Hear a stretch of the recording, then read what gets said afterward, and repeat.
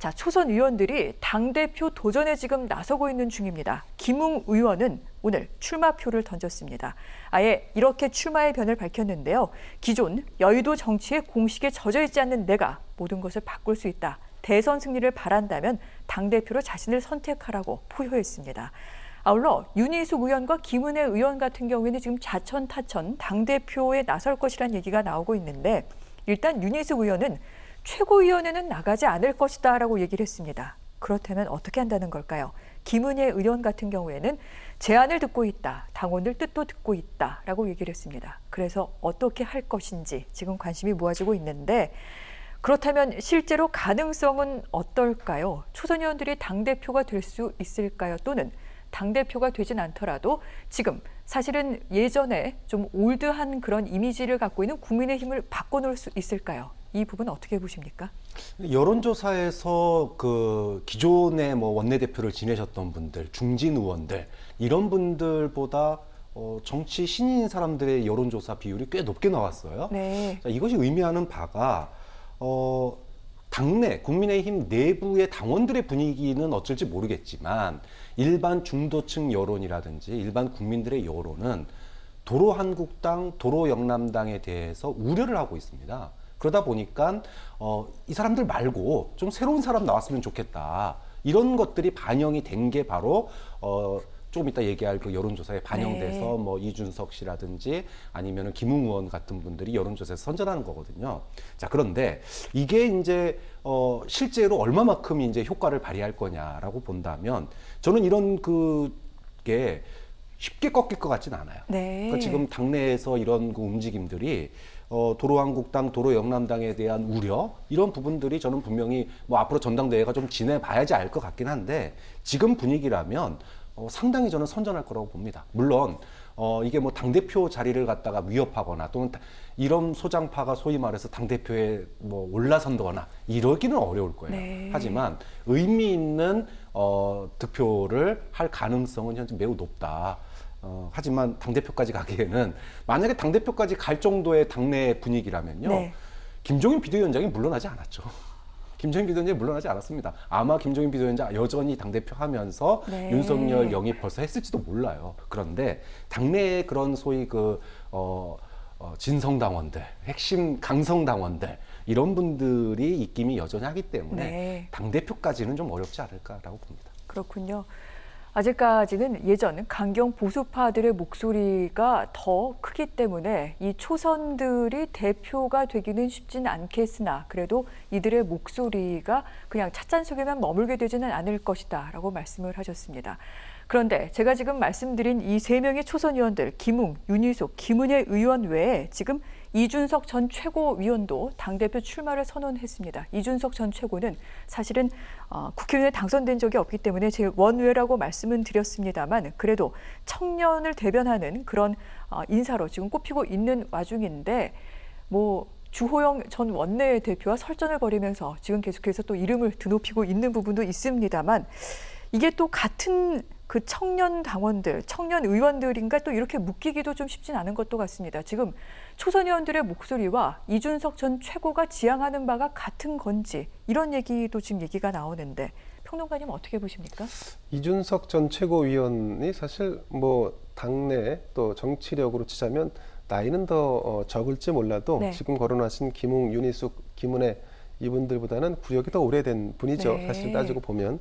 자, 그런데 이 지금의 여론조사는 사실 인지도 조사라고 볼 수 있습니다. 그동안에 방송에 여러 차례 등장을 했었고 좀 튀는 발언 아니면 뭐 좀 행동 자체가 좀 다른 사람과 좀 차별화된다. 뭐 이런 정도의 인지도를 가지고 당대표 선거를 치를 수 있는가. 사실 이 국민의힘이라고 하는 정당은 기본적으로 전당대회 자체는 당원들의 잔치이지 않습니까? 근데 이 당원들의 잔치, 이 당원들이 기본적으로 일반 시민들보다는 훨씬 더 보수적이다.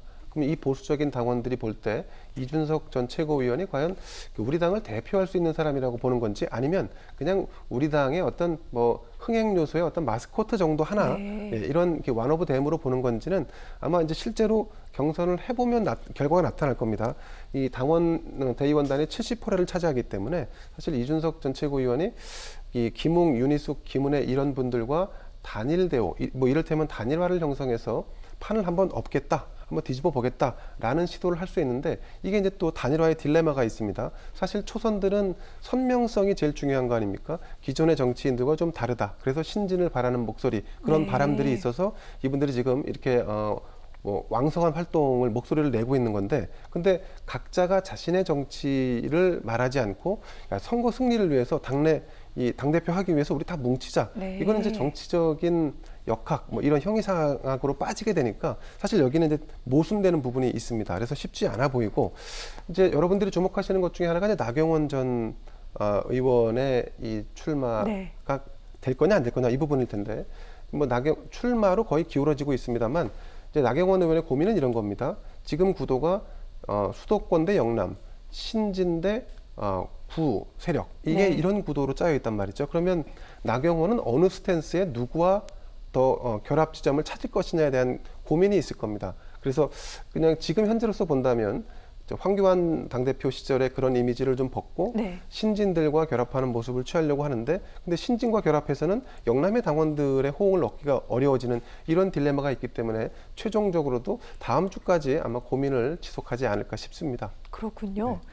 지금 구 중진들, 영남권 의원들과 초선, 청년 의원들, 그리고 나경원 전 원내대표까지 지금 여러 가지 좀 복잡한 양상이 펼쳐지고 있는데, 방금 거론하셨던 그러면 여론조사 결과 또 보여드리고 난 뒤 계속해서 이야기 이어가도록 하겠습니다. 국민의힘 차기 당 대표 지지도, 이건 전 국민을 대상으로 여론조사를 좀 여쭤봤는데, 일단 잘 모른다, 무응답이 43%입니다. 그러니까 대답을 하신 분들은 약 56%가 조금 넘는다는 걸 염두에 두고 봐주시기 바랍니다. 누가 가장 지지도가 높은지를 봤더니요, 나경원 전 원내대표가 15.9%입니다. 이어서 이준석 전 최고가 13.1%, 즉 2위의 지지율을 보이고 있는 겁니다. 이어 주호영 전 원내대표 7.5%, 김웅 초선 의원이 6.1, 이어서 홍문표, 조경태, 권영세, 윤영석, 조혜진 의원의 순위기도 합니다. 자, 이 여론조사에서 이번엔 좀 더 폭을 좁혀보도록 하겠습니다. 국민의힘 지지층에게 여쭤봤습니다. 저희가 당심을 좀 파악하기 위해서였는데요. 여기에서는 약간 좀 바뀐 모양새가 있습니다. 일단 그래도 나경원 전 원내대표가 27.3%로 지지도가 더 올라갔습니다. 이준석 전 최고는 15.2, 주호영 전 원내대표 14.9, 이 정도면 거의 같다고 봐야겠죠. 이어서 홍문표, 김웅, 조혜진, 조경태, 윤영석, 권영세 순이었습니다. 김웅 초선 의원은 그 순위가 조금 더 밀려나는 걸 볼 수가 있습니다. 자, 이 같은 여론조사는 쿠키뉴스에서 의뢰해 한길 리서치에서 지난 8일부터 11일까지 실시를 했습니다. 표본 오차는 플러스 마이너스 3.1%포인트, 95% 신뢰 수준입니다. 그리고 말씀하신 대로 현재까지는 이 당대표를 뽑을 때 국민의힘은 이런 식으로 진행을 했다고 합니다. 당원들의 의견이 70%, 국민 여론조사가 30%인데 이렇게 되면은 일단 중진들이 더 유리하게 되겠죠. 그래서 여기에 대해서도 지금 얘기가 많이 나오고 있습니다. 청년을 대표하는 김재섭 비대위원 같은 경우에는 당원 투표 비중 낮추고 여론조사 올리자라고 얘기를 했는데 기존 중진 의원들은 안 된다라고 얘기를 하고 있습니다. 조경태 의원, 그런 주장한 사람 당에 남아있지 마라. 주호영 전 원내대표, 민주당 봐라, 우리도 당원 뜻 많이 반영돼야 한다라고 얘기를 하고 있는데, 민주당은 지난번에 보니까요, 국민 여론은 10%, 그리고 일반 당원, 대의원, 권리당원 합쳐서 90%의 의견으로 당 대표를 뽑았습니다. 자, 국민의힘 초선들의 목소리가 계속해서 나오고 있습니다만, 일단은 경선 룰부터 놓고 지금 또 여러 가지 얘기가 많이 나오고 있습니다. 당심인지 민심인지 이 부분부터 조금 저희가 봐야 될 것 같은데, 국민의힘이 달라지기 위해서는 어떤 결정을 내리게 될까요? 뭐 일반 시민들의 참여를 늘린다는 것은 나름의 의미가 있습니다. 하지만 전당대회라는 것은 아무래도 당원들 중심으로 이루어지는 이 당의 가장 큰 잔치 아니겠습니까? 그걸 통해서 당 대표를 선출하는 자리인데, 자, 전당대회 룰을 바꿔서 지금 현재 7대 3인 당원들이 70, 그리고 일반 여론조사가 30인데 이걸 바꾸게 되면, 그러면 당원들 입장에서는 야, 이대로 그 당이 운영돼서 앞으로 우리 당원들의 입지가 더더욱 줄어든다 그러면, 그럼 차라리 이 당을 계속 지지하는 게 아니라 밖에 있는 안철수라든가 윤석열이라고 하는 대안에 더 집중할 가능성이 높아지기 때문에 지금 이 전당대회 룰을 바꾼다는 거, 이걸 건드린다는 것은 사실 쉽지 않은 문제입니다.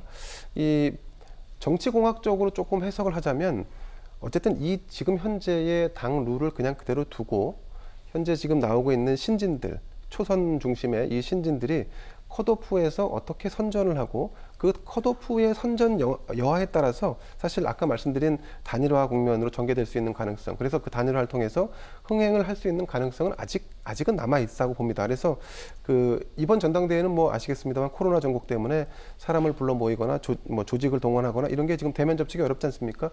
절호의 기회일 수도 있습니다. 당의 혁신론 그리고 새로운 인물을 바라는 이런 바람을 묶어서 신진들이 부상할 수 있는데 자칫 이 룰 문제로 천착하게 되면 네. 당의 혁신과 새 인물을 부르는 이 여론이 오히려 당내 불안화 아니면 분쟁 아니면 뭐 투쟁으로 인해서 오히려 좀 식을 수 있다. 그래서 이런 점에 대해서는 조금 그 자제하거나 아니면 현행 룰을 따라서 그냥 순리대로 가는 게 낫지 않을까 하는 생각을 해봅니다. 그렇군요. 네. 교수님께서는 어떻게 예측하십니까? 글쎄요. 국민의힘이 비대위에서 네. 여론조사 비율을 갖다가 획기적으로 예를 들면 뭐 50% 정도까지 올릴 네. 수 있다? 과연 올릴 수 있을까요? 그거 올릴 수 있다면은 저는 국민의힘이 변할 가능성, 기대감이 굉장히 커진다고 봐요. 근데 지금 이번 뽑는 지도부가 대선 관리, 그 다음에 지방선거 준비도 같이 해야 되거든요. 네. 그렇다면 공천권도 이제 행사할 수 있는데, 과연 그런 거를 기득권을 내려놓고, 소위 말하면 초선 바람이 불 가능성이 있는 여론조사의 비율을 갖다가 20%를 올린다? 굉장한 도전이거든요. 그 정도의 그런 도전을 할 수 있다면 저는 국민의힘이 흥행에도 성공하고 의미 있는 전당대회가 될 거다. 그렇게 평가할 수 있는데 과연 그게 현실적으로 가능하겠느냐? 네. 이거는 뭐 쉽지는 않을 것 같습니다. 그렇군요. 경선 룰을 어떻게 바꾸는지 또 이 부분이 국민의힘이 어떻게 달라질지를 가늠할 수 있는 하나의 잣대가 될 것도 같습니다. 물론 이번 당대표 선거는 대선도 관리를 해야 되지만 또 많은 의원들의 마음은 또 지방선거에 얼만큼의 영향력을 행사할 수 있느냐 여기에도 가 있기 때문에 그래서 경선 룰을 바꾸는 것은 좀 쉽지 않아 보인다 이런 얘기를 할 수도 있을 것 같습니다. 이런 가운데 이번에 그 전당대회에서는 당 대표뿐만 아니라 최고위원도 선출하게 되는데 그런데 대표에 비해서 지금 최고위원의 흥행이 되질 않고 있습니다. 오늘까지 원외 인사 2명에 오늘 배현진 의원이 최고위원에 출마하겠다 이렇게 선언을 했는데 이 부분 왜 그럴까요, 교수님? 글쎄요, 좀 뭐 홍준표 의원 복당 때문에 최고위원 출마하나 뭐 그런 네. 생각이 들어요. 이제까지 배현진 의원이 홍준표 의원의 어떤 그 거의 마이크 역할을 해왔거든요. 아마 이제 사실 당대표 나가기에는 좀 뭐랄까 본인의 어떤 소신이나 정치적인 의견 이런 것들이 많이 이제 네. 밝혀진 바가 없기 때문에 근데 최고위원이 된다면은 의미 있는 홍준표 의원이 다시 이제 복당을 하고 복귀하는데 굉장히 의미 있는 네. 행보가 될 수 있겠죠. 좀 그런 점에서 배현진 의원이 최고위원에 입성할 수 있느냐 이 부분은 굉장히 관심거리이기는 할 것 같습니다. 그렇군요. 그런데 최고위원에 대한 관심이 적다 보니 사실은 출마하는 사람들이 많지 않아서 정말 무혈 입성할 수도 있다라는 얘기가 나옵니다. 그러다 보니 자격이 좀 떨어지는 사람들 또 굉장히 좀 강성의 목소리를 냈던 사람들이 최고위원 지도부로 들어가는 게 아니냐 또 이런 우려가 나오고 있기도 한데 어떻게 보십니까? 글쎄요. 자격이 미달된 분이 최고위원을 그래도 제1야당의 최고위원 자리인데 자격 미달인 분들은 다 걸러질 거라고 봅니다. 네. 강성 목소리를 내는 분들이 이번에 지도부에 들어가지 않겠냐 하는 우려는 있을 수 있습니다. 지난 2019년 황교안 대표 체제 때 뭐 대표적으로 강경한 목소리를 냈던 분들이 있죠. 뭐 김술래 전 최고위원이라든가 아니면 정미경 전 최고위원 이런 분들이 있었습니다. 근데 이분들은 또 나름대로 당내에서 그런 목소리를 내기를 희망하는 분들의 일정 정도 그 어떤 그분들의 목소리를 대변하는 네. 그런 측면도 없지 않아 있었기 때문에 당은 뭐 사실은 스펙트럼이 넓은 것도 굉장히 중요한 의미가 있습니다. 그래서 강성하다라고 해서 무조건 그걸 터부시할 수는 없는 노릇입니다. 그래서 네. 이번 같은 경우 정미경 전 최고위원 다시 출마를 한다 이렇게 뭐 얘기가 지금 나오고 있고 그리고 대전에 그 당협위원장을 했던 김소연 전 위원장도 뭐 출마 네. 얘기가 좀 나오고 있습니다. 뭐 다소 좀 강경한 목소리를 낼 수 있는 분들이 진입할 여지는 생겼지만 하지만 이 당대표의 지금 쏠림 현상 때문에 최고위원들이 지금 덜 비춰지고 있고 더 잘 보이지 않는 측면이 있습니다만 이번 지도부는 내년 대선을 챙기는 지도부입니다. 그래서 최고위원이 된다는 것도 굉장히 큰 발언권을 갖는다는 의미에서 볼 때 다음 주 중에는 당내 초선들, 재선들 중심으로 해서 최고위원 도전에 대한 출사표를 던질 것으로 이렇게 예상을 해봅니다.